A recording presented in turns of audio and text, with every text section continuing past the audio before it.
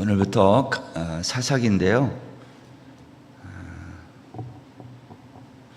사사기 그러면 우리가 생각나는 게 기드온과 300용사 이런 생각이 나고, 다곤 신전을 무너뜨리고 죽었던 삼손, 그러한 그 영화, 드라마틱한 장면들이 먼저 생각날 수 있습니다. 그렇지만 사사기도 성경책이거든요. 사사기는 우리에게 그러한 영화의 소재를 위해서 쓴 책도 아니고 그러한 흥미를 위해서 쓴 책이 아니다라는 겁니다. 사사기도 다른 성경들과 마찬가지로 우리의 구원을 위해 기록된 하나님의 구속사의 한 부분을 담당하는 책이에요. 사사기는 약 350년 동안 이스라엘 땅에서 일어난 이야기를 기록한 역사이죠. 역사. 따라서 우리가 사사기를 통해 우리는 창세기부터 시작된 하나님의 구원 역사가 사사시대에 이르기까지, 사사기까지 어떻게 이루어져 왔고 앞으로 어떻게 이루어져 가는지를 주목해서 살필 필요가 있는 겁니다. 그래서 사사기는요, 우리가 지금 주일날 창세기 하고 있는데 이제 곧 끝나요. 50장 끝나는데, 그거 끝나고 중간에 있는 이 출애굽기부터 이 나머지 성경 있죠, 사사기 전까지, 그거를 건너뛰고 사사기로 딱 오면 여러분이 성경이 어떤 책이구나, 이거를 또 새롭게 알게 되는 아주 중요한 성경입니다. 그래서 오늘은 첫 시간이라 제가 본문에 들어가지 않고, 오늘은 서론인데요, 서론이면서도 창세기부터 사사기 거기 직전까지 하나님의 구원 역사가 어떻게 이루어져 왔는지를 제가 먼저 여러분에게 쭉 설명을 할 거예요. 그래서 이런 설교는 주일날 하면 좀 어렵죠. 그래서 수요일날 같은 때 성경 공부하는 마음으로 오늘은 제가 창세기부터 여호수아까지, 사사기 들어오기 직전까지를 지금부터 한번 쭉 여러분에게 설명을 좀 드릴 겁니다. 그래서 오늘은 그동안 여러분이 알고 있었던 성경에 관한 이야기들을, 그 앞에 있는 이야기들을 전체적으로 한번 듣게 될 것입니다. 여기 1절에 보면 여호수아가 죽은 후에 그렇게 돼 있죠. 여호수아가 죽은 후에, 이게 시작입니다.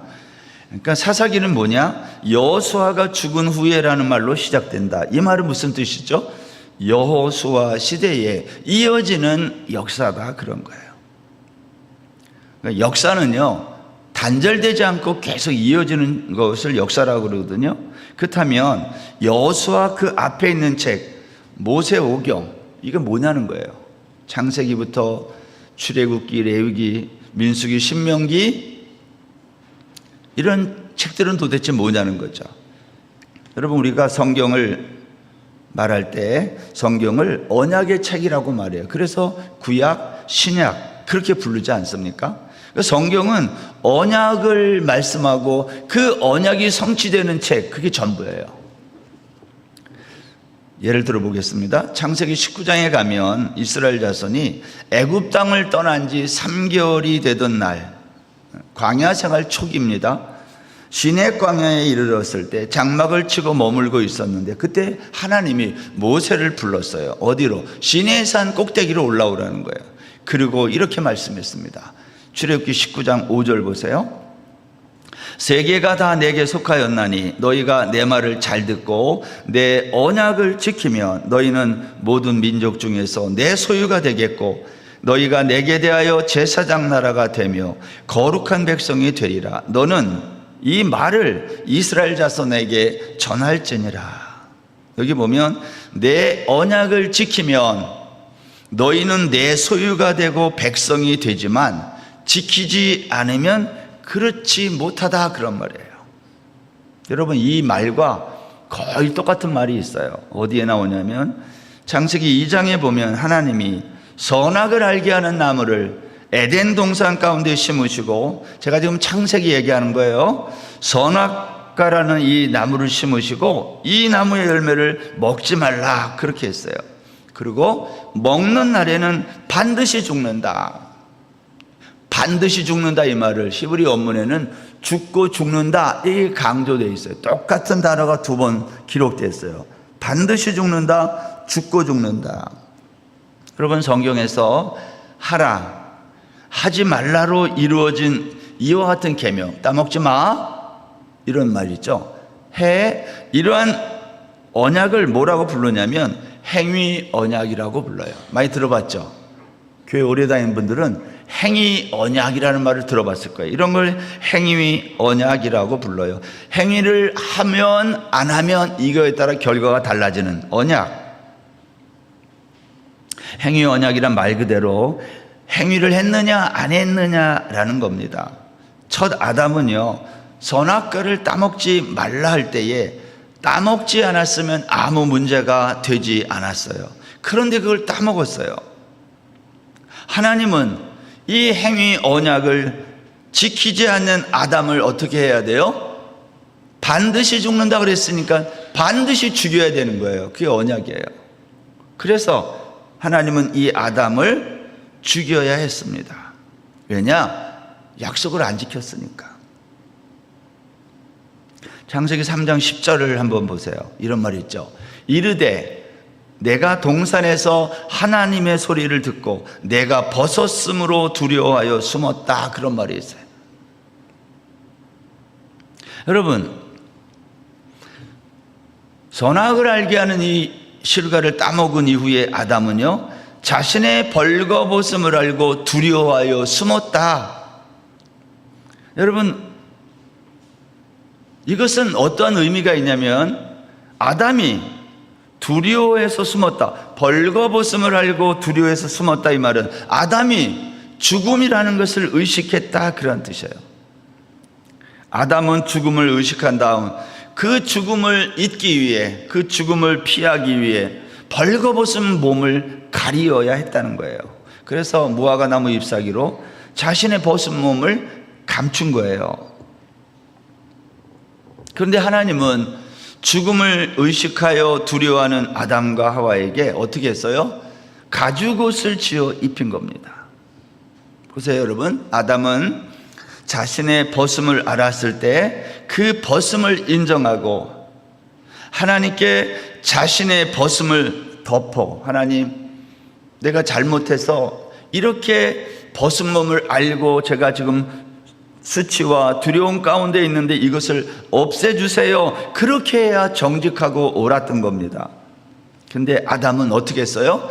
하나님께 그걸 요청하지 않고 자기 스스로 무화과 나무 잎사귀로 벗은 몸을 가리웠다. 그걸 뭐라 그래요? 자기 힘으로 자기의 문제를 해결해 보려고 하는 이러한 태도, 이걸 죄라 그래요. 내가 해보겠다는 거예요. 다른 말로 하면 자신의 자존심을 지키려고 한 이런 행위를 죄라 그래요. 하나님은 가죽옷을 지어 입히신 이후에 에덴 동산에서 그들을 내어 보내시면서 그 다음에 뭐 했어요? 땅을 갈게 했어요.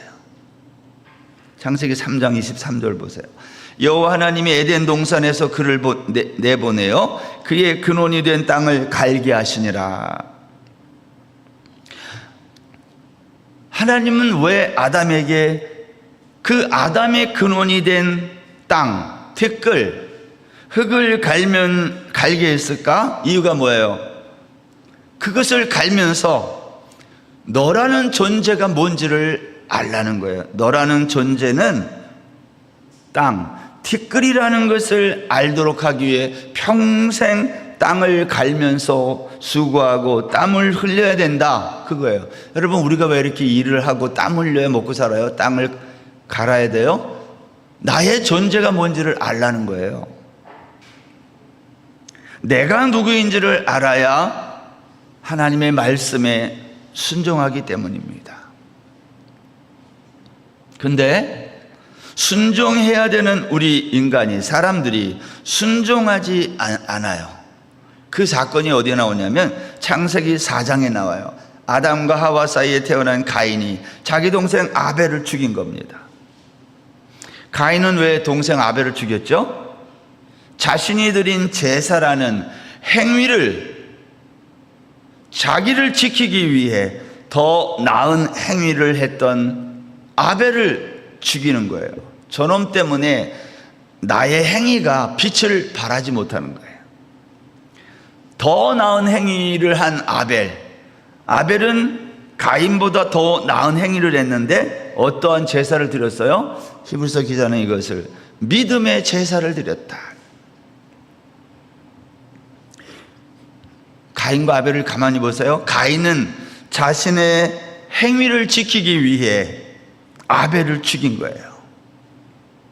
그 성경은 무슨 책이냐면 처음부터 가인이 아벨을 죽이는 이 이야기를 통해서 성경이 우리에게 하고 싶은 말은 이러한 말이죠. 자신의 행위를 지키려는 자들에 의해 이 세상을 말하는 거예요. 이 세상은 자신의 행위를 지키려는 자들에 의해 맞아 죽는 사람들의 이야기, 이걸 뭐 강자가 약자를 죽인다 이런 얘기도 하고 이런 걸로 다 설명할 수 있는데, 자신의 행위를 지키려는 자들에 의해 맞아 죽는 사람들의 이야기다 이렇게도 말할 수 있어요. 그래서 아벨이 죽어요. 그러나 하나님은 그렇게 맞아 죽은 아벨과 같은 자들을 어떻게 해요? 은혜로 살렸어요. 그래서 아벨이 죽어서 하나님이 대신 셋을 주시는 이야기가 나오잖아요. 하나님은 자신의 행위를 지키기 위해, 다른 말로 하면 자기의 자존심을 지키기 위해 주변에 있는 사람들을 죽이는 그러한 사람들, 하나님은 이러한 상황 속에서 힘없어 맞아 죽는 아벨과 같은 자들을 어떻게 해요? 은혜로 살리기 시작합니다. 그 이야기가 노아 얘기로부터 시작돼요. 여러분,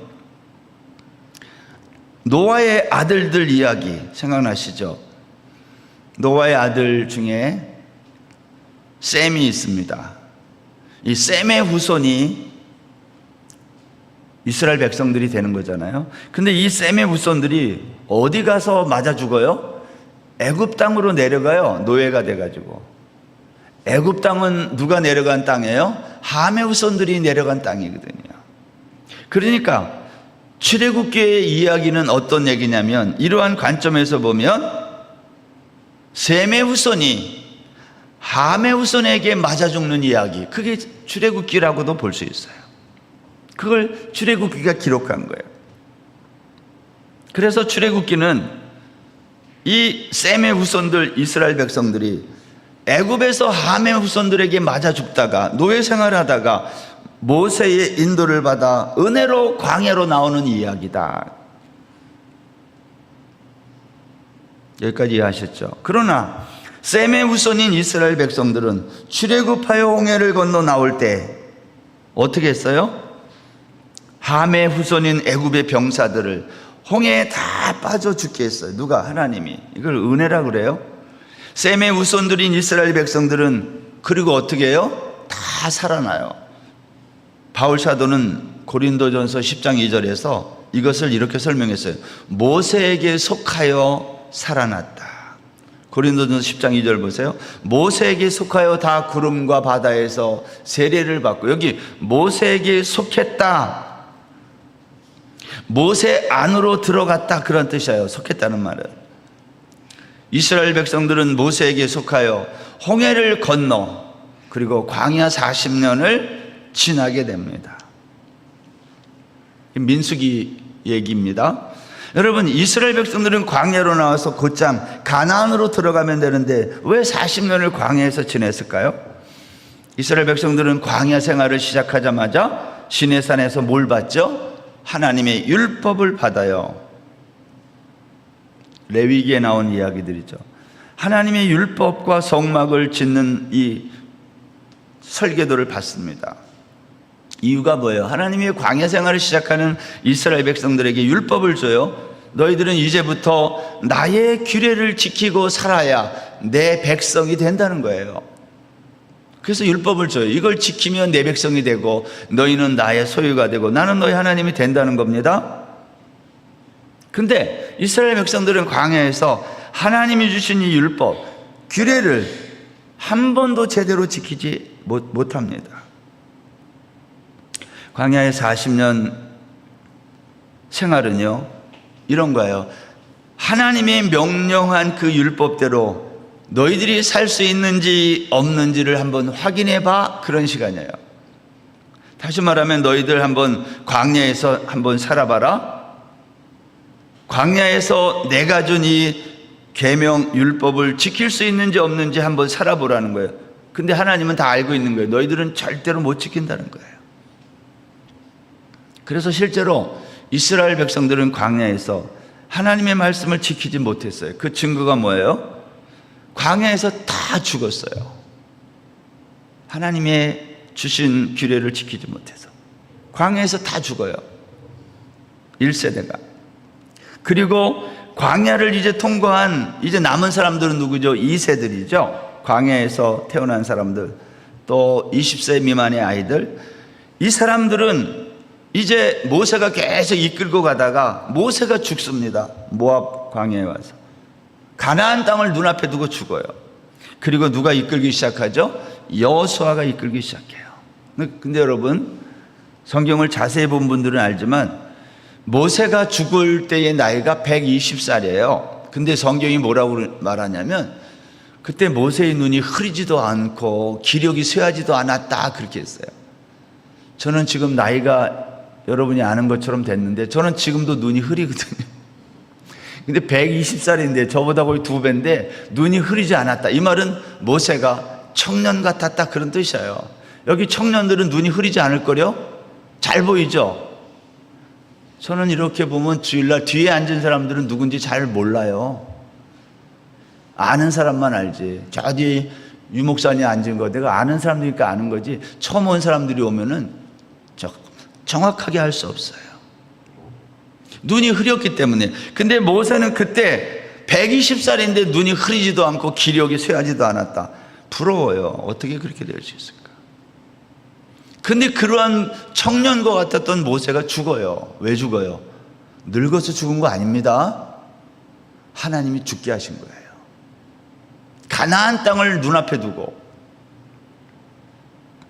왜 하나님은 모세를 죽게 했을까? 이런 거 이제 생각해 보는 거예요. 모세가 그냥 이스라엘 백성들 계속 이끌고 가도 되는데 하나님은 모세를 죽게 하고 광야에서, 그리고 여호수아에게 넘기는 거예요. 이유가 뭘까요? 이런 거예요. 가나안 땅은 모세의 율법을 가지고 들어가는 것이 아니라, 잘 들으세요, 예수 그리스도의 십자가 복음을 들고 들어가는 곳이다. 그거 가르쳐 주는 거예요. 가나안이라고 하는 땅, 우리가 천국이라고도 이제 말하잖아요. 그 가나안은 모세의 율법을 가지고 그걸 지키고 그래서 들어가는 땅이 아니라 그걸 못 지키기 때문에 예수 그리스도의 십자가의 복음을 붙들고 들어가는 곳이다. 그걸 가르쳐 주는 거예요. 그래서 가나안 땅을 들어갈 때 누가 인도해요? 여호수아가 인도해요.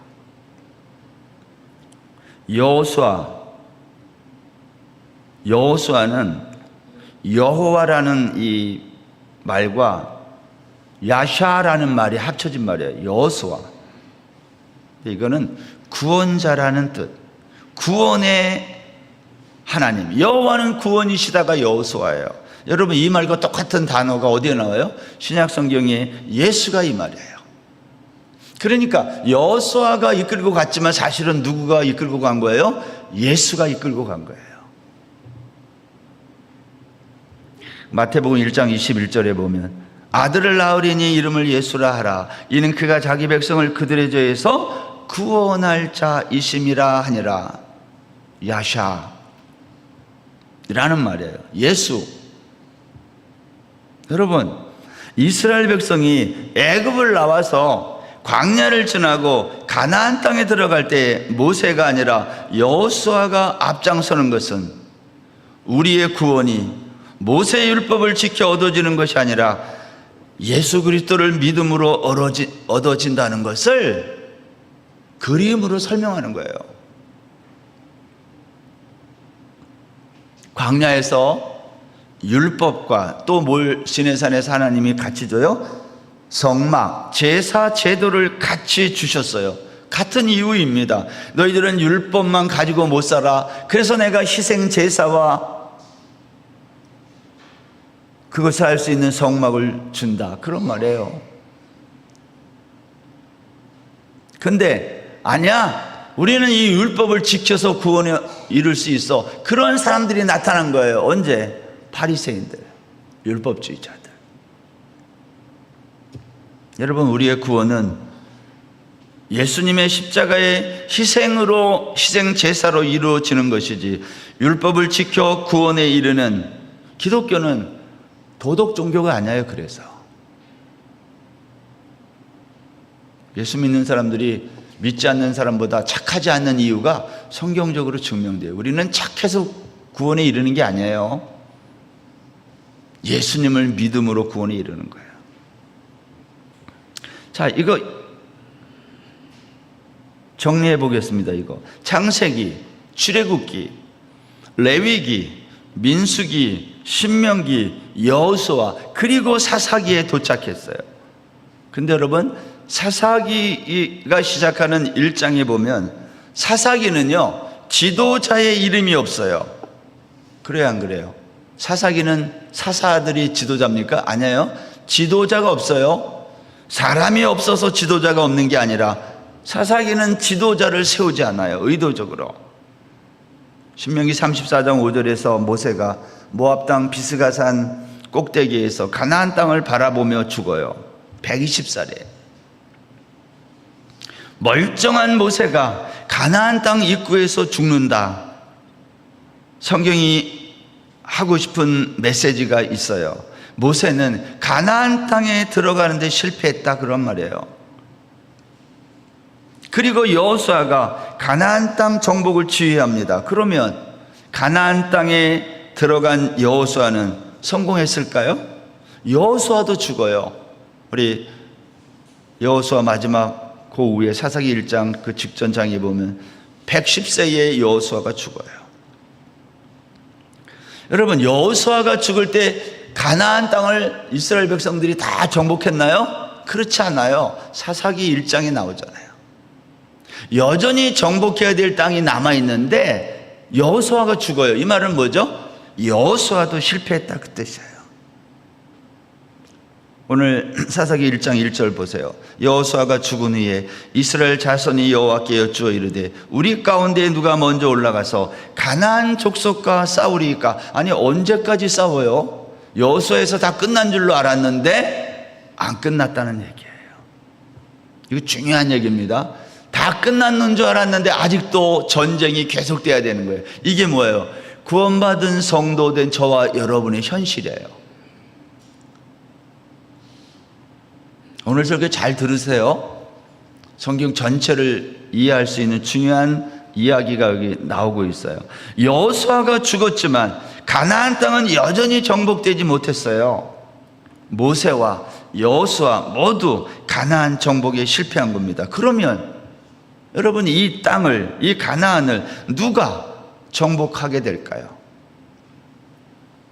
이스라엘 역사에서 하나님이 약속한 이 가나안 땅을 완전히 정복한 왕이 있습니다. 다윗 왕. 다윗 왕 때에 이 정복이 완성되는 거예요. 사무엘하 8장 1절에 이하에 보면 다윗이요, 블레셋을 시작으로 아람, 북쪽의 아람, 동쪽의 모압, 암몬, 남쪽의 에돔, 아말렉까지 다 정복해요. 가는 곳마다 이겼더라 그랬어요. 그리고 온 이스라엘을 다스려 정의와 공의를 행했다, 그렇게 말해요. 이거는 다윗이 온 이스라엘 땅을 정복하고 정의와 공의를 행했다, 이 말은 하나님의 나라를 완성했다, 그런 말이에요. 하나님의 나라는 정의와 공의의 나라니까. 세상 나라가 아니라는 거예요. 다윗의 통치 그때가. 사무엘하 8장 15절 보세요.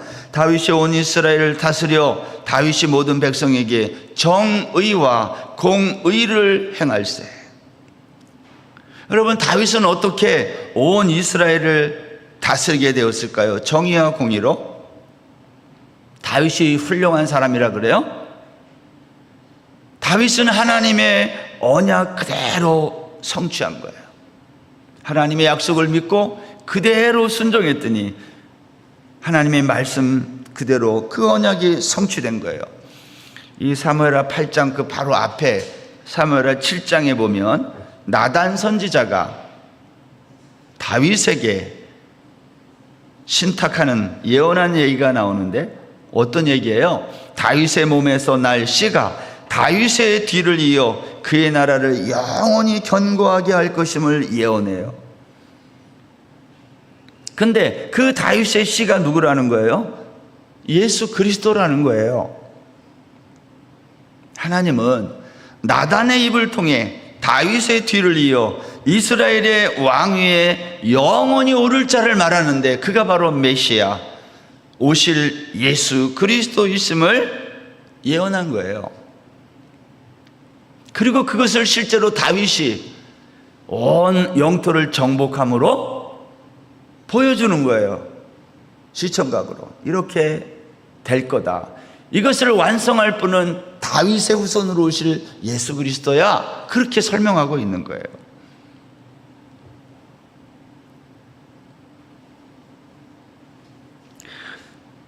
성경은 선악과 언약, 행위 언약이죠. 이것을 시작으로 노아 언약, 아브라함 언약, 모세 언약, 그리고 다윗과 맺은 언약이 예수 그리스도의 오심으로 성취될 것을 말하고 있습니다. 지금 우리는 이제 사사기에 와 있는데 그러면 이 사사기는 뭐냐는 거예요. 사사기는 모세 언약과 다윗 언약 사이에 놓여진 역사의 한 텀이에요. 역사의 한 이야기인데 이것은 하나님의 구원을 받은 사람들이 이 땅에서 구체적으로 어떻게 살아갈 것인지를 잘 보여주는 책이 사사기예요. 그래서 사사기는 누구의 이야기냐면 저와 여러분의 이야기예요. 그래서 사사기를 잘 공부하고 배우면 내가 살아가는 이 땅의 현실의 문제들이 다 나오는 거예요.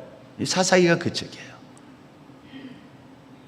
여러분, 창세기 50장 25절에 보면 요셉이 110세에 죽으면서 이스라엘 자손들에게 맹세시킨 게 하나 있어요. 바로 그 앞에 보세요. 바로 한 장 넘기지 말고 바로 위에도 있어요. 거기에 보면 50장 25절에 창세기 50장 25절에 보면 뭘 맹세시켜요? 창세기에서 너희는 여기서 내 해골을 메고 올라가겠다고 맹세하라는 거예요. 나한테 내 유골을, 해골을 가지고 올라가라는 거예요. 이거를 맹세시켜요. 꼭 그렇게 하라고. 여러분, 이스라엘 백성들은 훗날 요셉의 맹세대로 모세가 출애굽할 때에 요셉의 유골을 가지고 갑니다. 출애굽기 13장 보세요. 18절. 그러므로 하나님이 홍해의 광야길로 돌려 백성을 인도하시매 이스라엘 자손이 애굽 땅에서 대열을 지어 나올 때에 모세가 요셉의 유골을 가졌으니 이는 요셉이 이스라엘 자손으로 단단히 맹세하게 하여 이르기를 하나님이 반드시 너희를 찾아오시리니 너희는 내 유골을 여기서 가지고 나가라 하였음이더라. 맞죠? 요셉이 맹세한 대로 모세는 요셉의 해골, 유골을 가지고 애굽을 나왔어요. 그러니까 여러분, 이스라엘 백성들이 출애굽해서 광야를 지나 가나안에 들어갈 때에 늘 가지고 다녔던 게 뭐예요? 요셉의 해골이에요. 이거 이상하지 않아요? 죽은 사람의 그 뼈다귀를 40년 동안 이걸 가지고 다니는 거예요. 광야에서. 왜 그랬을까요? 요셉의 해골이 왜 이렇게 중요해요? 여러분, 해골이라는 이 말이요, 히브리 말로는 골고다예요. 요한복음 19장 17절 보세요.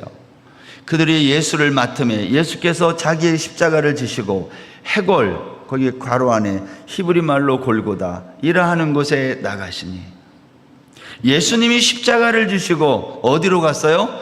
해골이라고 하는 곳으로 갔다. 해골, 골고다. 여러분, 이 장면은요, 이스라엘 백성들이 요셉의 해골을 메고 가나안 땅에 들어갔던 그 장면을 예수님이 지금 재현하고 있는 거예요. 실제로. 여호수아서 24장 32절 보세요. 또 이스라엘 자손이 애굽에서 가져온 요셉의 뼈를 세겜에 장사하였으니 이곳은 야곱이 베크시타를 주고 세겜의 아버지 하모리의 자손들에게 산 밭이라. 그것이 요셉 자손의 기업이 되었더라. 요셉의 뼈를 가지고 와서 가나안 땅 세겜에 묻었다. 그러니까 이런 말이에요. 가나안 땅은 어떻게 들어가는 것일까요? 요셉의 해골을 가지고 간 이 이야기를 연결시키면 가나안 땅은 어떻게 들어가요? 해골, 다시 말하면 골고다에서 십자가를 지신 예수 그리스도의 그 십자가의 공로로 들어가는 곳이다. 그러한 말이 되는 거예요. 십자가 없이는 가나안에, 천국에 들어갈 수 없다. 그걸 구약 성경이 우리에게 이렇게 보여주는 거예요, 미리. 아골 골짜기에 관한 선지자들의 말도 있습니다. 이사야 선지자는 아골 골짜기가 내 백성의 소유가 된다고 증언했어요. 이사야서 65장 10절 한번 보세요. 다 같이 한번 읽어볼까요? 시작. 사로는 양떼의 우리가 되겠고 아골 골짜기는 솥대가 눕는 곳이 되어 나를 찾은 내 백성의 소유가 되려니와. 이사야 선지자가 한 말이에요. 아골 골짜기는 솥대가 눕는 곳이 되어 나를 찾은 내 백성의 소유가 된다. 호세아 선지자도 이렇게 말했어요. 아골 골짜기가 소망의 문이 된다. 호세아 2장 15절 보세요. 천천히 여기도 한번 읽어보겠습니다. 시작. 거기서 비로소 그의 포도원을 그에게 주고 아골 골짜기로 소망의 문을 삼아 주리니 그가 거기서 응대하기를 어렸을 때와 애굽 땅에서 올라오던 날과 같이 하리라. 여러분, 아골 골짜기, 호세아 선지자는 이 아골 골짜기를 소망의 문을 삼아 준다 그랬어요. 아골 골짜기는요, 해골, 죽음이에요. 근데 죽음의 골짜기, 아골 골짜기에 소망의 문을 달아준다. 무슨 뜻이에요? 죽음 너머에 소망의 문이 있다. 무슨 생각이 나요? 십자가라고 하는 죽음 뒤에 영원한 하나님의 나라가 열리는 거잖아요. 애굽 땅에서 올라오던 날과 같이 해준다. 아골 골짜기에 같은 죽음과 절망의 자리가 구원의 소망이 가득한 장소로 변한다. 다 같은 얘기예요. 여러분, 십자가 뒤에, 십자가 너머에 소망의 문이 있다는 것, 여러분, 이것은 우리의 구원이 얼마나 극적인 사건인지를 선명하게 보여주는 거예요. 십자가라고 하는 죽음을 통과하지 않고는 우리는 영원한 하나님의 나라에, 구원의 문, 소망의 문으로 들어갈 수 없어요. 그러니까 예수 믿는 게 뭐예요? 아골 골짜기를 가기도 하고 여기를 넘어가야 되는 거예요. 애굽에서 모세가 요셉의 해골을 들고 가나안 땅까지 들어가는 이 행렬은 어떻게 보면 우리의 구원의 여정을 그냥 보여주는 거예요.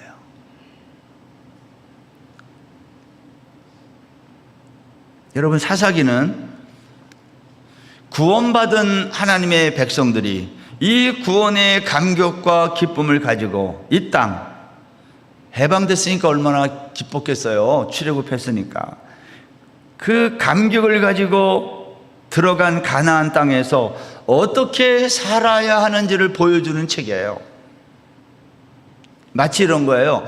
구원받은 성도는, 구원받은 인생은 어떻게 구원받은 성도의 삶을 살아가야 하는지를 설명하는 책.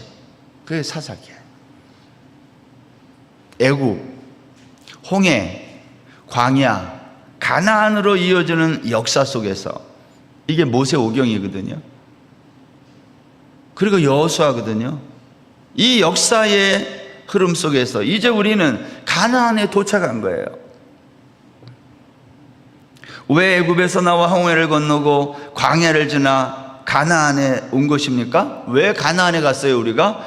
가나안은 구원받은 성도들이 실제로 살아가는 이야기예요. 삶의 이야기. 사사기가 중요한 이유. 사사기는 우리의 삶의 실전이에요.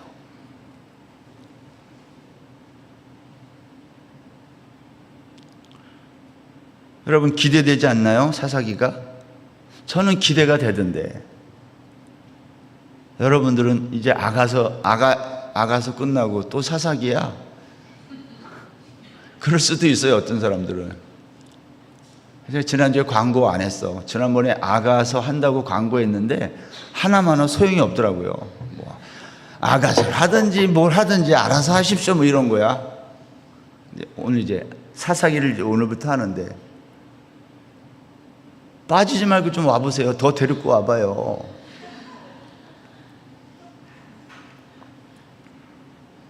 아가서는 어려웠어요, 조금. 근데 사사기는 어려운 책이 아니라 다 아는 얘기인데 실전의 이야기니까 재미있어요. 많이들 데리고 오세요. 아무튼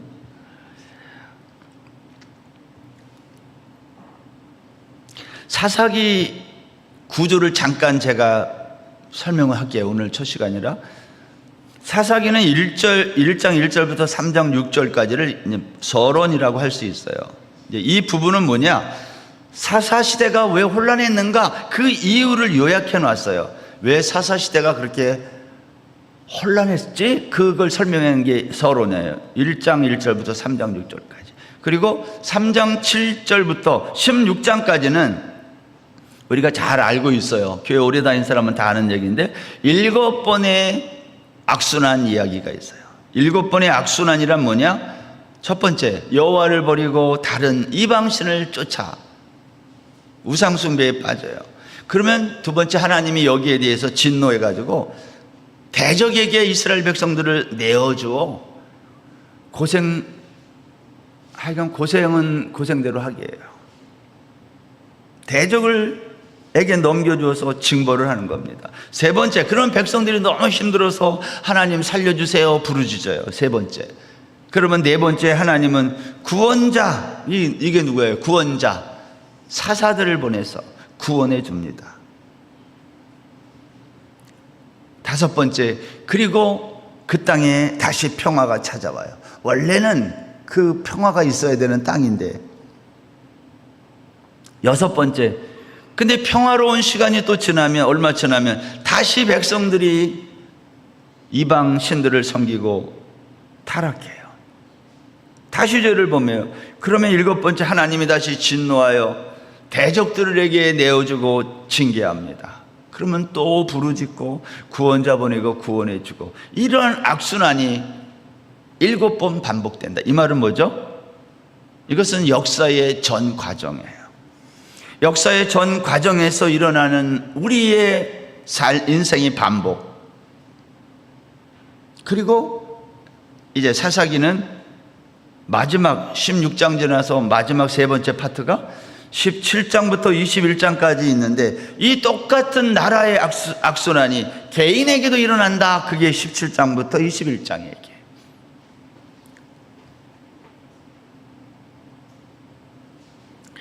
사사기가 보여주는 것은 우리 인간은 하나님의 간섭, 하나님의 은혜가 없이는 존재할 수 없다는 거예요.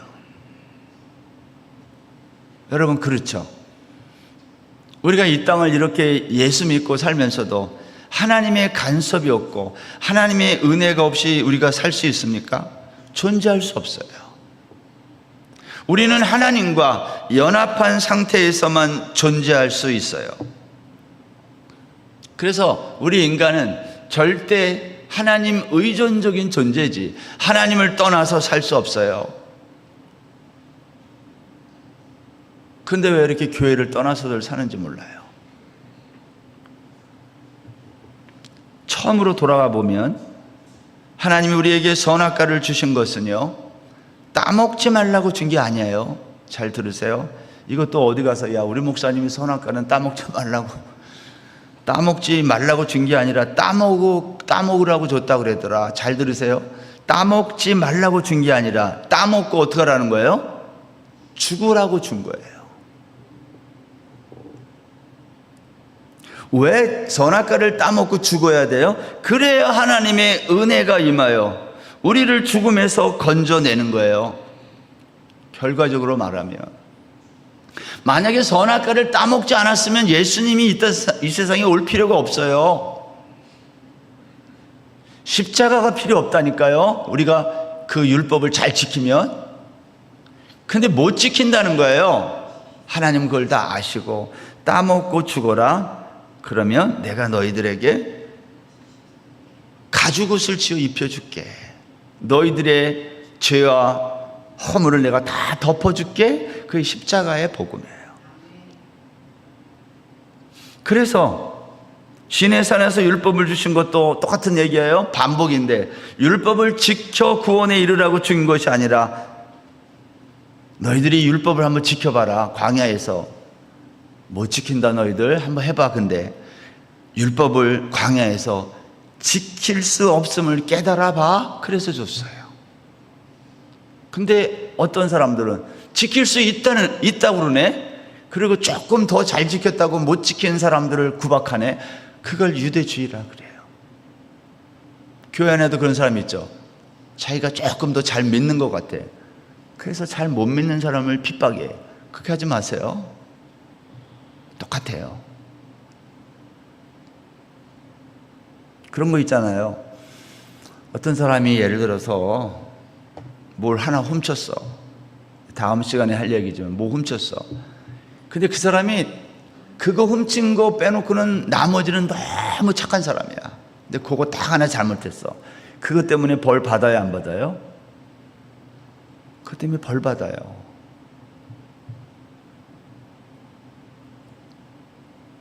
아, 너는 요거 하나 빼놓고는 다 잘했으니까 이것도 잘못 안 한 걸로 해줄게?